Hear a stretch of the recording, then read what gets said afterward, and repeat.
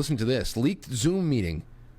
We need to be more scary to the public. Marketing director and doctors representing a group of 20 hospitals discuss inflating COVID numbers. Listen to this. On the dashboard and how it's set up myself, as far as how we get information out to the community on meaningful numbers, we do that on a weekly basis. So that's on our website, and we've been sharing that through social channels as well, particularly those graphics that show the number of patients in-house, the percentage of them that are unvaccinated, the percentage of unvaccinated people in the ICU, and the percentage of deaths and the numbers.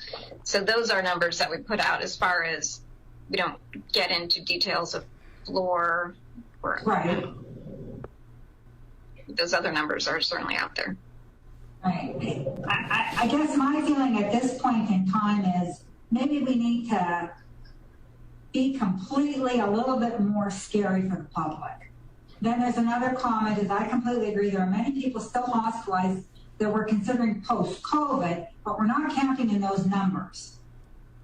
So how do we include those post-COVID people in the numbers of the patients we have in the hospital? You can file this under things that you don't need to say during a real pandemic. That's what you can file this under. This Zoom, this was threaded by DJ Calligraphy on Twitter, and I think it was covered by National File. This Zoom video conference call is between physicians and marketing director at Novant Health New Hanover Regional Medical Center, a group of 20 hospitals, clinics, and offices that treat patients in North Carolina and South Carolina. You think you're just not safe in blue states.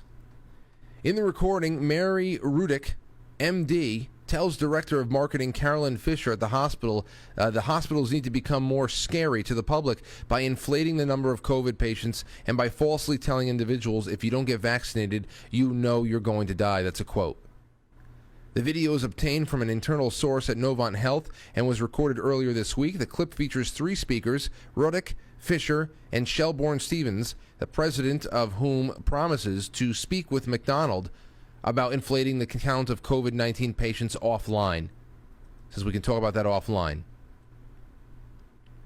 Now, I don't know about if they're talking about inflating numbers or whatever, or just trying to take different categories of these deaths, but they're talking about scaring, trying to keep people scared. And these are things that you don't need to do if people are all around you are dying from the actual disease.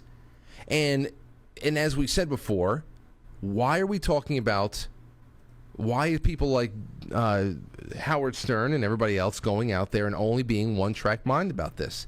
And why are they coming down on Joe Rogan for talking about things that actually worked for him without sacrificing their genetics?